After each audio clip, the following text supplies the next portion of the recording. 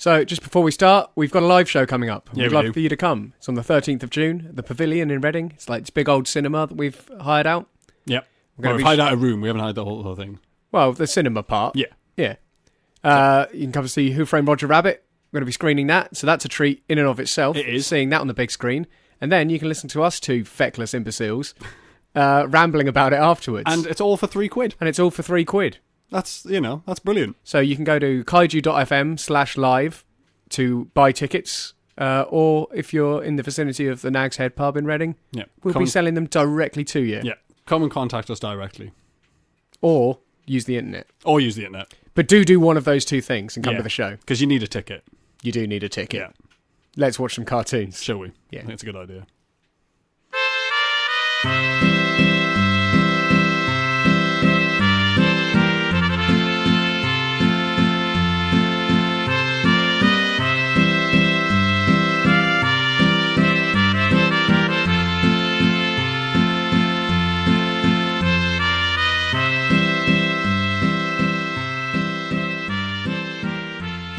Hello and welcome back to the Space Jam Continuum, the show where we try to make a cohesive cinematic universe out of something that was never meant to be one. I'm Chris McLennan. I'm Carl Noble. And we've got a little treat in this episode, possibly two treats, possibly two treats, on if we can get on with the show. Yeah, and as you said, we're not well renowned for getting on with the show. No, we're not very good at getting on with the show. No. Like this. Yeah. Yeah. So maybe we should get on with the show? Yeah, we could give it a go. So last week we found out some important things about the Bugs and Elmer relationship. Yeah, it was dark, man. Real dark. And was that when we found out about Willoughby as well? Yeah. Was that 2 weeks ago? It was like the last episode before where we found out what Bugs So there's a lot going on. Bugs has some sort of agenda over this whole thing. Yeah. He has a plan that we don't know yet. We don't understand, at least. But yeah, hopefully we'll get some more insight on that today, but not just yet, I don't think. Because we are just heading into 1945. Yeah, we are. And we're meeting a new fella. Oh, it's going to be real interesting. Who we got, Cal? Who we got? Pepe Le Pew. Pepe Le Pew is coming in. Called Henry in this. Which is weird. Okay, well, this might be another strange, I mean, like, he is named Pepe. Like, in the characters list, he is named as Pepe, but in the side note, it says they're calling him Henry for now. So, but it's definitely going to be him. Well, maybe he has a pickup artist sort of a name, and and he's just actually Henry. Oh, I have. Maybe he's not French at all. No, that's just his stage name. I reckon we should find out. I think we should. So the episode's called Odorable Kitty. I'll see what they've done. It's a Pepe Le Pew number from January 6th, 1945. I'm looking forward to this. Let's give it a looking at. Go on then.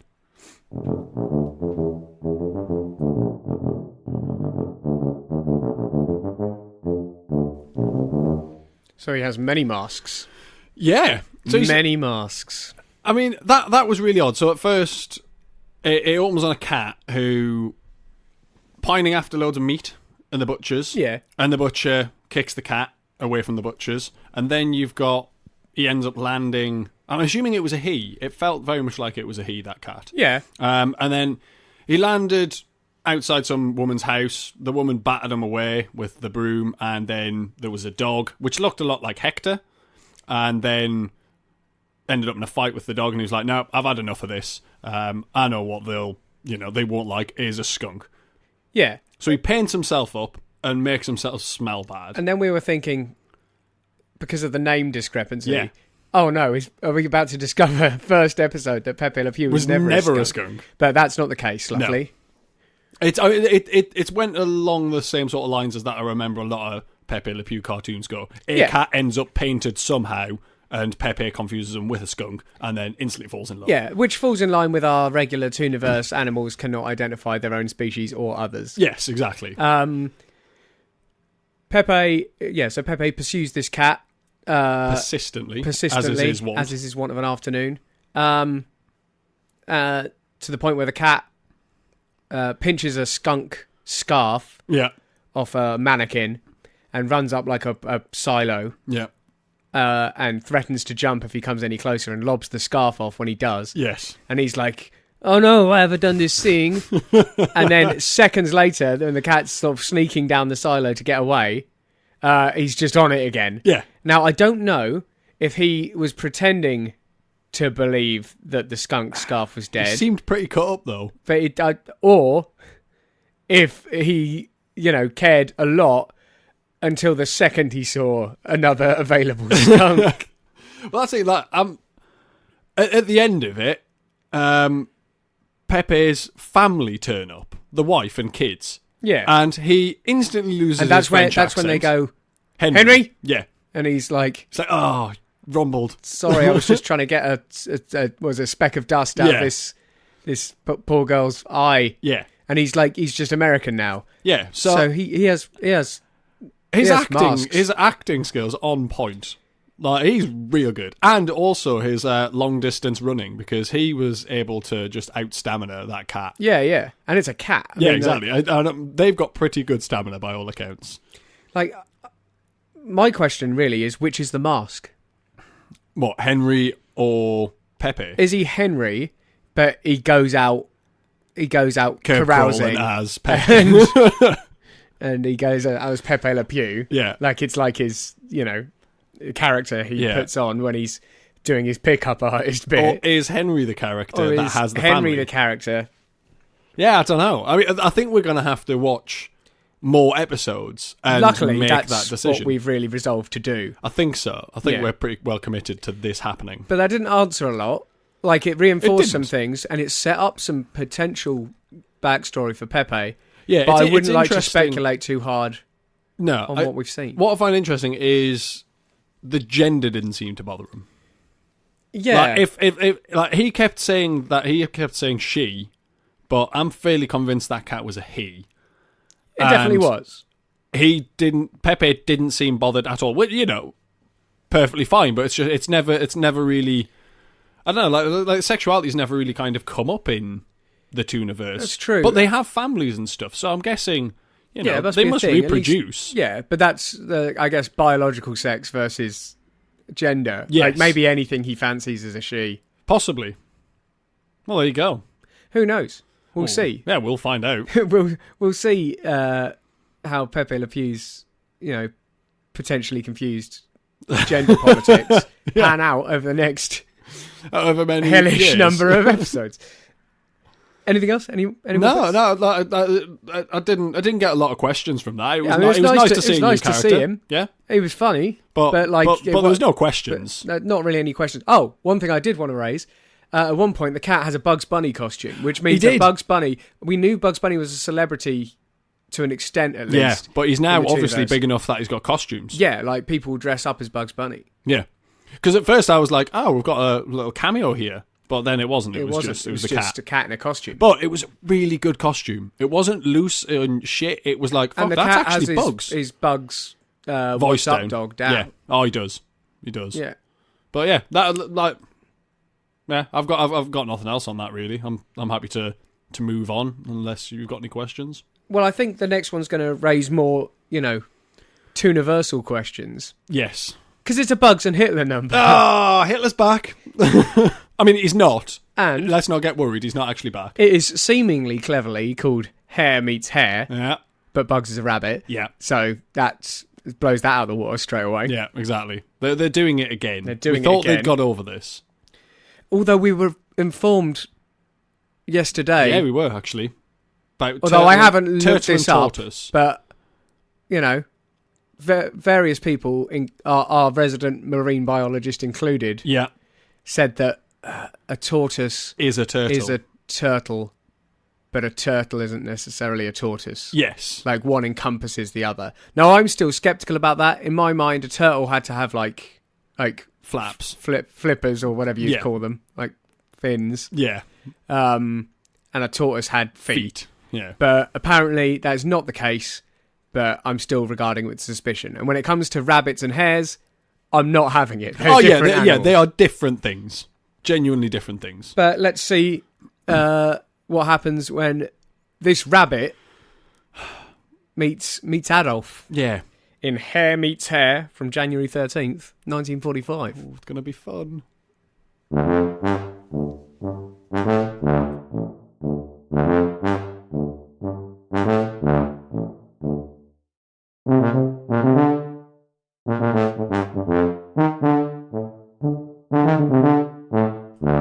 So that raised more questions. Yeah. I've got more questions about that one. there's a thing that happened. There's a selection of things that happen. Like me, do you want to take a run at it? Yeah, okay, I'll give it a crack. So it opens up on bugs traveling underground. So you see the little rumble of soil, and then it goes past a sign for the Black Forest. The rumble under the ground turns around, and evidently bugs can see through soil because he could read this sign whilst under the soil. Because he turned around and went and looked at it. Pops up and goes, Black Forest? Have I taken a wrong turn? And gets out his map of, and it's, the United States. And he's got a line drawn on it where that was obviously his plan. He's got a planned route. Yeah, he's trying to get to Vegas. So he doesn't realise that he's all of a sudden in Germany. And that seems to me like he's just starting to discover his soil travelling powers. His TARDIS powers. Yeah, so he's all of a sudden been travelling along in America and has kind of unknowingly jumped to Germany with that power. Yeah, I mean, what's that's a interesting young about this episode is I think it's the first one where, actually on screen, we think we've seen various eras of bugs cross paths. Yeah. Because there are signs under the soil. Yes. Who's put them there? Exactly. It's got to be a future bugs. Yeah. So, he basically pops out and then he meets a German bloke with a double-barrel blunderbuss. Yeah. And starts going, by the way, where's Vegas? How do I get to Vegas? And the guy's like, Vegas? Vegas? Oh, there is no Vegas in Germany. And then at which point he immediately starts shooting. Yeah, immediately starts shooting. He's like, right, you're dead. But he uses the blunderbuss because Bugs jumps back down in his hole, and he uses blunderbuss as a plunger. Which goes... Dual use. Yeah, but that's why everyone, goes... That's why everyone has a blunderbuss. Yeah, because it's the best weapon if you're hunting rabbits. Well, it's the most versatile plunger you can buy. Yes, yeah, because it's also a gun. So Bugs is starting to develop these his soil powers because he then brings a lift out of the ground. He raises out the ground on some sort of cargo lift, which I'm sure probably isn't in the Black Forest. So he's sort of got that down. Yeah, but this is still early Bugs. It's very because if he's just discovering the power, because he was very surprised to be in Germany. But basically, he gets into a pickle. Yeah. And disguises himself using some black paint and clever use of his ears. Yes. As Hitler. To confuse the guy. Yep. And it works. He believes Bugs is Hitler. Yes.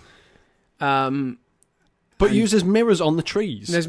But then he turns around and sees himself in a mirror on a tree. Yeah. And there's mirrors on several trees. He sees himself in a mirror on a tree, and Heil Hitler's himself because he kisses Bugs and gets the little moustache. Obviously. So, the question is, why are those mirrors there? And we think it's pretty quickly answered because when Bugs, when the guy sort of realises what's happening, another Bugs sort of shows up on a horse. Much later Bugs. With a little horned helmet and blonde pigtails. Yeah. And the German guy immediately gets his own horned helmet and a fur. Yeah. And they start doing ballet about the place.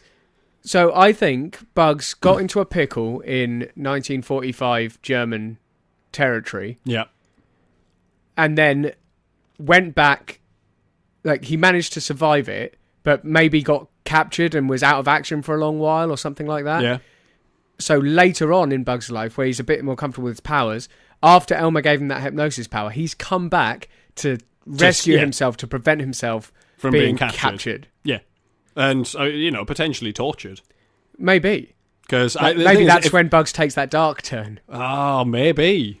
Yeah. Yeah, because, it would do that. Because he seemed less villainous in this one. He did. He was much more carefree and, happy-go-lucky the way Bugs normally is. Yeah, he didn't deal with the Germans the way he dealt with the Japanese. No, he didn't offer them chalk ice grenades. Yeah, so that's a step up. Yeah, but that is a start. But it was really interesting to see... that quick switch around of, this is early Bugs. And it's hold on. This is definitely late Bugs. Yeah, but... So... there's definitely a switch there. Yeah, it had to have happened. And I think it happened once the guy had realised that, Bugs wasn't Hitler. Yeah. Like, I think the other bugs, I think he scarpered at that point, and the other bugs came in and took over. I think that was the switch point. It must have been. But as to where the young bugs from the start went, I don't know. Yeah. Like, do you think the old bugs came up to him and went, look, I got this? I think the older, more experienced bugs came in with a plan. Yeah. Because he thought, well, not only can I rescue myself from years of, torture, Yeah. but I can also carry on into some sort of mission from this situation. Yeah, and because he gets, like, seemingly quite deliberately captured. Yes, he dives straight into that bag. Yeah. And then they take him to Hitler. And then he comes out in a disguise, a Russian hat and a big moustache and a pipe. Yeah.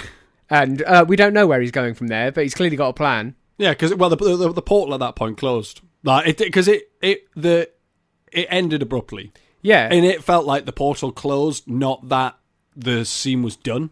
Yeah, there was definitely more to this. Yeah. Bugs was definitely behind enemy lines and on a mission. Yeah, he was out to do something very specific, but we don't know what. Because he got through a lot of disguises in this episode. Yeah, like a lot. Yeah, it was just churning through quick, him. Seamless changes. Though, it was great. Yeah, but yeah, we don't know what he's up to. But it was interesting to see old Bugs come back and amend his previous timeline. Yeah, because that means, like you said, he can Bill and Ted it. He can duplicate himself. That's pretty much confirmed. Yeah, like he can just go, oh, well, if this doesn't work, by fixing what I'll do in the future is I'll do this and come back, and then it happens. Because by fixing it, he didn't disappear Back to the Future style. No. Although, in Back to the Future, it happens quite slowly. Like, you it's start a slow fading fade away. Yeah. So maybe he does fade away, but he gets his mission done, and that's his escape strategy. He gets shit done, and then disappears forever. Just like, I mean, it's the slower version of Batmaning it in the middle of a conversation, I think. Yeah, but like, I know, it's interesting, because I'd be interested to see if we wind up with duplicate bugs again. Yeah. Or if, basically he can survive there long enough. Because he wouldn't have to come back and rescue himself if he'd rescued himself. If he'd come back and rescued himself. So, yeah, I don't know. Well, that's it. Cause like, because we've got time travel involved, like, it's a very tricky situation. Like, we need to, are we going to end up with grandfather paradoxes and stuff like that? Only one way to find out. Yeah, carry on watching. Cartoons for 2 more years. All right, let's do that then. All right. Let's see what we got. So next up, it's Daffy Duck. Yep. It's January 27th, 1945. It's called Drafty Daffy. Oh, there you go. Has he been drafted, or is he just windy? Well, I mean, the way it's spelt, because it's a double E, suggests he's been drafted. But he was already some sort of special agent, so... But then maybe not for the military, he was for the agency. Yeah, he was. So maybe he still has to go and do his military service. Well, I'm sure we'll find out. Let's find out in Drafty Daffy from January 27th, 1945.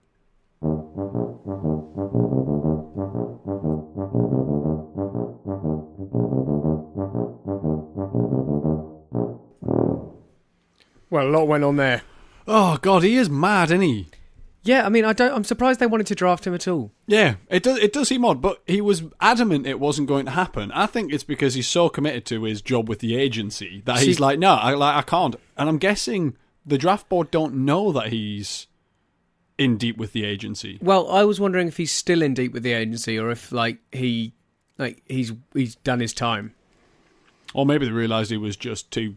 He's a fucking liability. Well, yeah, but the thing is, he is a liability. Well, yeah, he's fucking mental.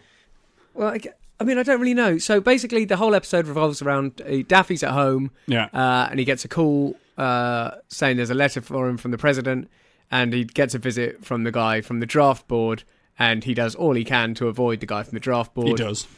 Who's seemingly invincible. Immortal, teleporting, as tall as he likes. Yeah. He's got a lot of powers. Yes. And he doesn't wear glasses. The things on his face were part of his face. They definitely... They moved around. Yeah, part of his face. But there was the whole scene right at the start where he gets there's some good news in the paper that the Americans are winning the war, and he starts marching around the house, singing songs, doing a parade essentially for himself.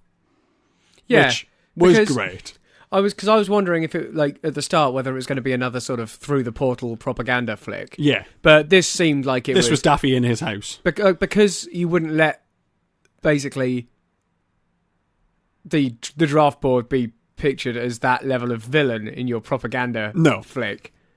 Like, Daffy's definitely doing that song and dance with the American flag entirely for his own benefit. Oh, yeah, and he seems to be really enjoying it. And, I mean, he has a fish and a mirror, which becomes a window in his house. His house is as mad as he is.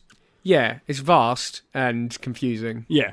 So, like, he gets the call from the draft board, and then he's like, oh, God, no. Like, why me? Why me? Why not you? Points at his fish. And like, oh, why not you? And points at his reflection in the mirror. So he still identifies his reflections as separate entities. Yeah, but like with Daffy, we know they kind of are. Yeah. He can consult with them. They can go off and cause other mischief. Like, you know, they are separate entities. Yeah. That's one of his many powers. Along with... Yeah, lightning travel. Yeah, he's got the lightning travel from when he met that sort of... Femme fatale Nazi spy. Yeah.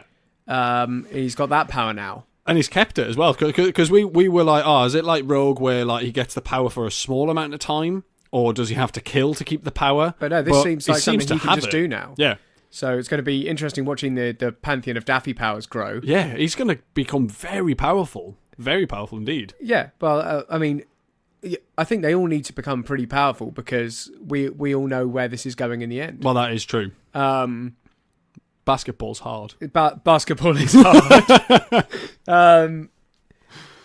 Yeah, it was a strange episode. Now, see, right at the end, we had a slight difference of opinion of what happens at the end. Well, I thought he was in a hellscape. So basically, in the end, he escapes on a rocket. He thinks he's blown up the guy from the draft board. Yeah, and the guy from the draft board says, as is his catchphrase, it would seem, "Well, I wouldn't say that." Yeah. And he legs it and he jumps on a firework and launches himself away. And when it crashes into the ground, it goes real deep and he's in like a hellscape. Yes. And there's a little devil there.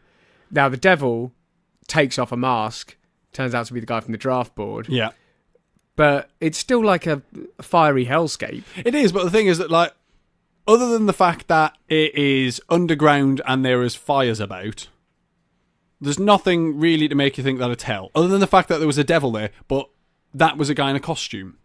Yeah, okay. So I'm thinking. I mean, I'm not ready. I'm not ready to put hell in yet. I was like, oh, do we have to bring hell into this? Because that's a next level. I mean, I'm sure at some point we are going to come across this. But right now, I'm happy to say that was just an underground fiery place. And the draft board man can teleport wherever the hell he wants. Yeah, because when Daffy ran upstairs, like, he was still just at the window. Yeah, but I'm thinking he's also all-seeing, because when Daffy has the blinds closed, and for some reason I can't see what his plan was going to be, but he disguised himself as an old man in like a boater hat. He did. When he opens the window, the guy from the draft board is also dressed as an old man with a boater hat. What I'm thinking is, the draft board man had some pretty impressive powers, but I'm thinking he's either got the job as the draft board man because of those powers, or he's been granted those powers to do his job. Because, like, those powers are perfect for somebody who's on the draft board, because you've got people trying to run away from them all the time. So when you say being issued those powers, what body's doing this? It's hard to say, really. I don't know. Like, I mean, is it... Because he's not an agency. The draft board man wasn't an agency. It was a governmental thing.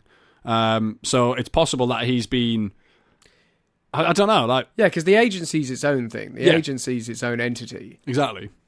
It's not drafting people for war. No. Because we talked about this when we were doing like the Christmas special. We're talking about, like, if you have a certain job, you get granted permission to use certain toon powers which are unacceptable in normal day-to-day life. So it's possible that he has those powers and, as standard, is not supposed to be using them to be part of society, but because of his job, he is allowed to use those powers. Yeah, because he had some pretty impressive powers. So do you think, like, there are sort of ancient toons with, like, superpowers? Yeah. Like, more so than most others, who are just lurking in the background, not using them because of respect for the law? Yeah, so I mean, I think it's a lot like in X-Men, where you've just got people like Magneto, where they've just got like next level powers. You know, they're just real top level. And if you're wanting to be part of society, as we've discussed before, there's just a taboo about using those powers within society. But I think for certain jobs, it's like, no, like that works. And we see Bugs using it, it's but Bugs like Jean Grey before she goes full Jean Grey. Yeah. Like, because, you know, she's scared of the powers. Yeah, so they suppress them, or, you know, or just choose not to use them.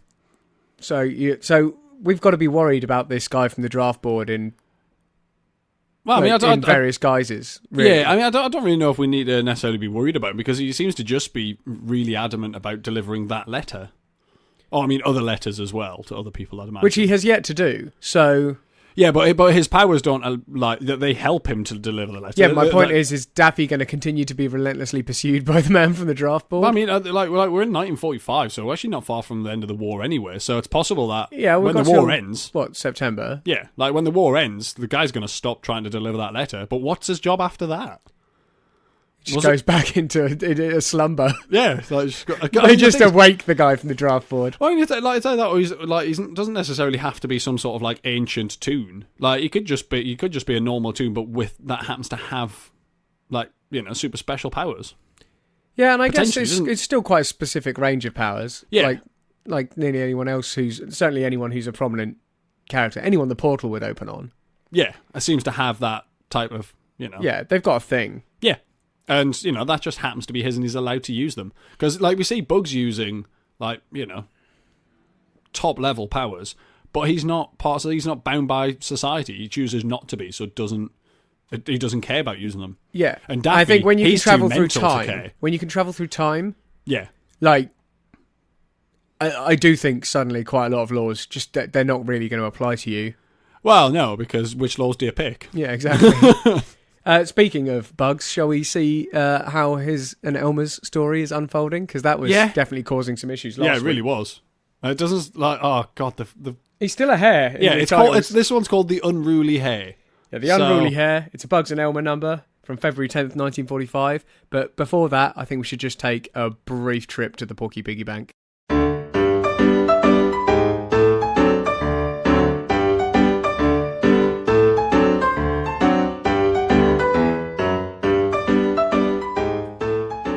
Okay, let's keep it snappy. Okay. We make the Space Jam Continuum for free. Every time. Relentlessly, without anyone asking. No one's asked us to do this. No. Sorry. But it's good to know you guys listen to the show. Yep. Thanks for staying with us. Yep. But there are a few things you could do to help us out. You can get on iTunes. You can give us a review. Yeah, that always helps. You can just rate us on whatever podcast thing you use. Yeah. You could just tell some people about us. Yeah, wear t-shirts. You can get involved in the discussion. You can. Find us on Facebook. Find us on Twitter. We're at TSJ Community. We are. On Twitter. And you just find the Space Jam Continuum on Facebook. And come and have a chat. Get involved. There was another way. If you are, got a bit of spare cash kicking about, if you go over to Kaiju FM and you click support us, it'll take you to our Patreon page where you can donate as little as $1 a month. And it's 25 cents an episode if you just listen to us. Even if you just listen to us. And there's plenty of other things on Kaiju as well. There's some other bits going on. There is. So, you can get a lot for very little. Yeah. So please consider doing that. Otherwise, we've got a live show coming up. We have. On the 13th of June. It's in Reading, a place called The Pavilion, a big old cinema. It's £3. It's going to be our birthday episode. We're going to screen Who Framed Roger Rabbit because we'll be deep into 1947 by that point. And record the episode live straight afterwards, and you can be involved and be on the episode. So come down to that. You can get tickets for that at kaiju.fm/live, or if you're in the Reading area, pop into the Nag's Head pub. We'll be selling them directly to you. Yeah, straight across the bar. Across the bar. And you can buy beer while you're there. Yeah, there's beer there. It's great. It's awesome. But other than that, thank you for listening. Let's watch some cartoons. Let's do that. I believe that role-playing games are art. Specifically, role-playing games are theatre, which means theatre artists are natural role players. What sort of hat am I wearing? See more details. Is it like a tricorn hat? Yeah, He has got into full theatre mode now. Right, This is amazing. So they want to be entertained. I'm going to give them a shot with my iron and my tricorn hat. Life's a game. The world's our stage. And we're merely role players. Merely Role Players, a podcast where dramatic people play role-playing games. Hosted by me, MJ Starling, in association with Blackshaw Theatre Company. Find us at merelyroleplayers.podbean.com or search your usual podcast app for Merely Role Players.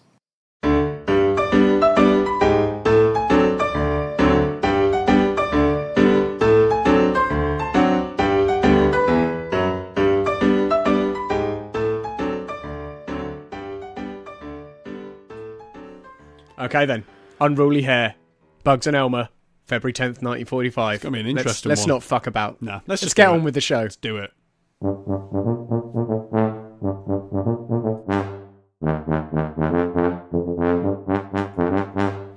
Okay, so I'm going to put this right out there. Do I it. think he's on another Experience. Who, Elmer? Yeah. Yes, no, that was my thought as well, because he was a surveyor. Well, he's And a surveyor, and we know he's not a smart surveyor. bloke. Yeah.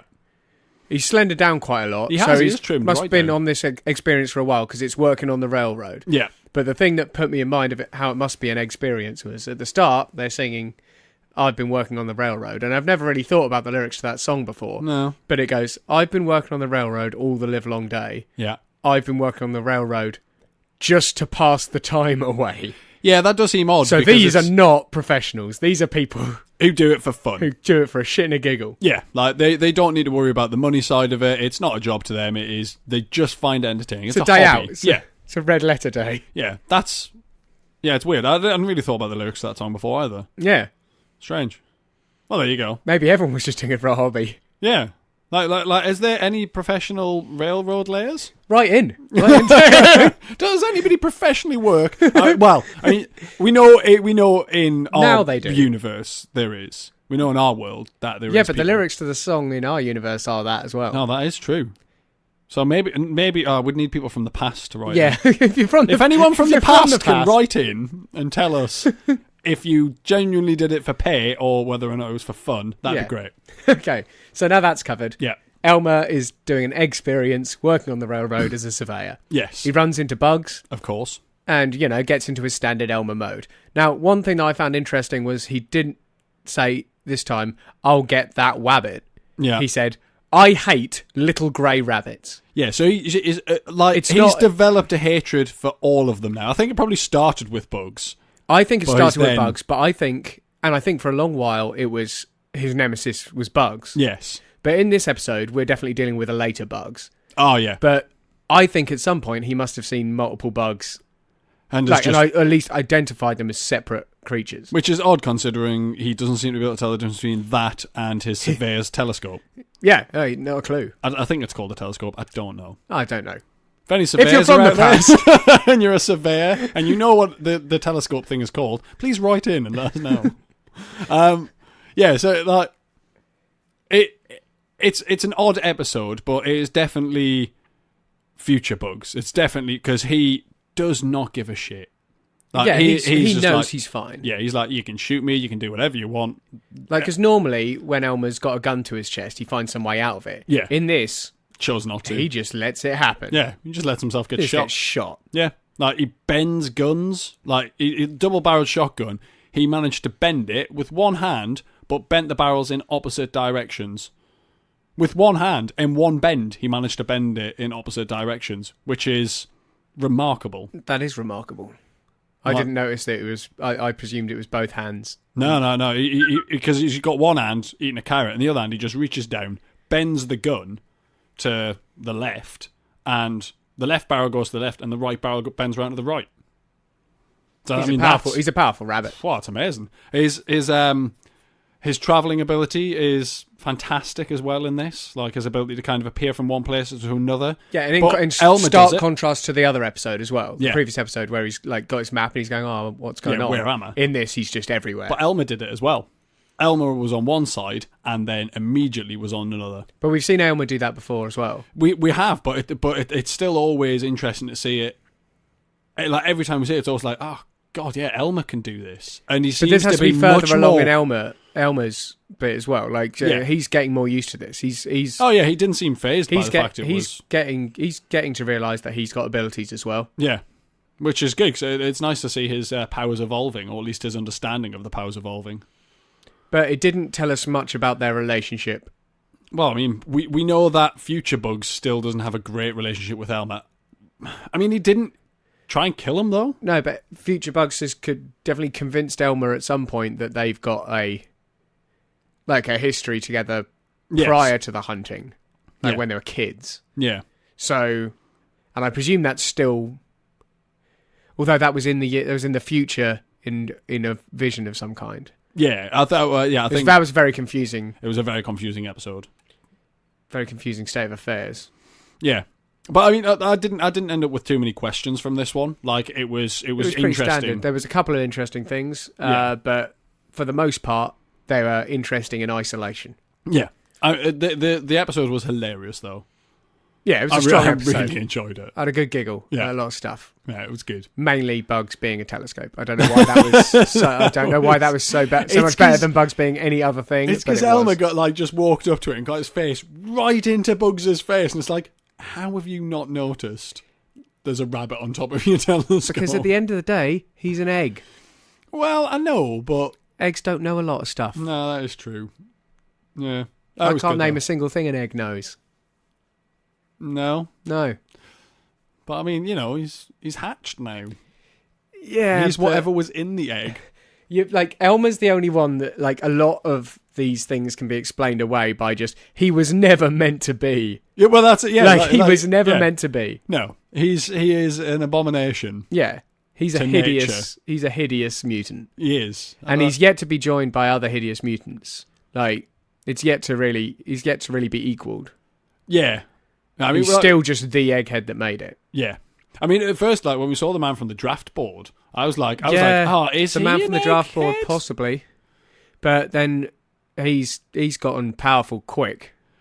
Yeah, I mean, the thing, maybe Elmer wasn't the first egghead who made it. That's true. Maybe a long time ago, there was the man from the draft board. Yeah. Maybe in the 20s. Well, no, earlier, maybe at 1914. Yeah. It was when the draft man committee from the was draft first. board, and then they just put him into cryo or something. Yeah. Who knows?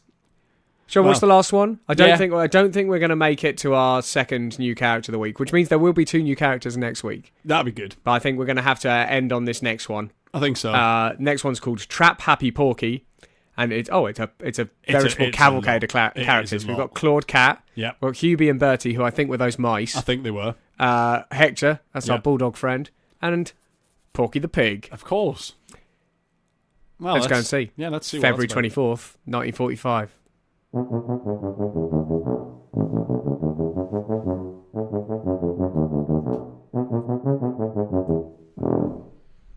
Right, well, we know now something that Sylvester, to my recollection, never finds out, that Hector can be easily bought off with moonshine. Yeah, it would seem so. And very quickly as well. Yeah. It was like, hey, do you want a pint? Yeah, go on then. Although I think he went in, saw all the moonshine, and immediately knew he was not going to deal with those cats. Because when you listen to him, he sort of went in there and just went like, woof, woof, woof, woof. Yeah. Woof. So he was just having a chat. Yeah. Just having a bit going, hey, got any that spare? Yeah, a little bit of that. Going on? Yeah, thanks. So the broad strokes of the episode are that Hubie and Bertie are, ruining Porky's and doing day, a fantastic job. Doing their general mouse business of nicking all the food. Yeah. So Porky gets Claude in.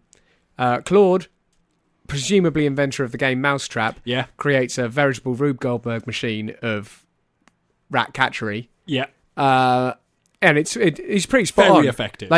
And considering that he's met Hubie and Bertie before and was very easily fooled by Hubie and Bertie, and considering just how quickly they just bolt up the hole as soon as they see him. Yeah, they're like, oh, they go, he's back. Yeah, and he's had some training. He's had some training. He's because he came in very confident. Yeah. Tail up. He was like, yep, I'm on this. Straight in. So he catches them and removes them with ease. And more than just them. Like we see kind of like the montage, and it happens several times. I think it only panned out to 3, but I don't really know why I went to 3. Yeah, because it was like it played the machine a second time, like in quite quick succession, and then started overlapping it with a third one. But you only saw.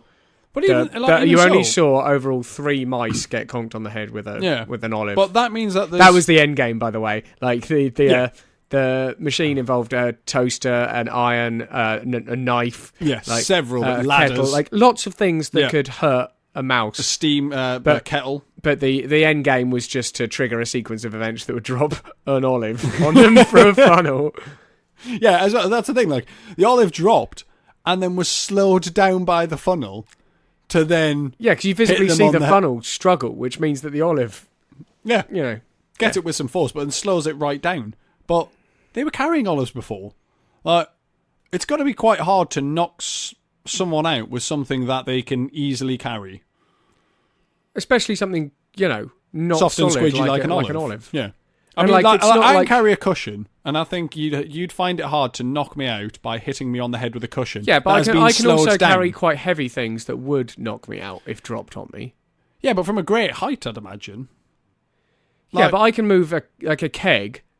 Yeah, I can carry a keg, and I wouldn't want a keg. But not with ease. Not with the same ease they were carrying that olive. Yeah, but even one of those, this little stubby keg, the little half-size keg. Okay. I could carry that around like they're carrying an olive. Yeah. But I wouldn't want that dropped on me even slightly slowly from a height. That is a good point.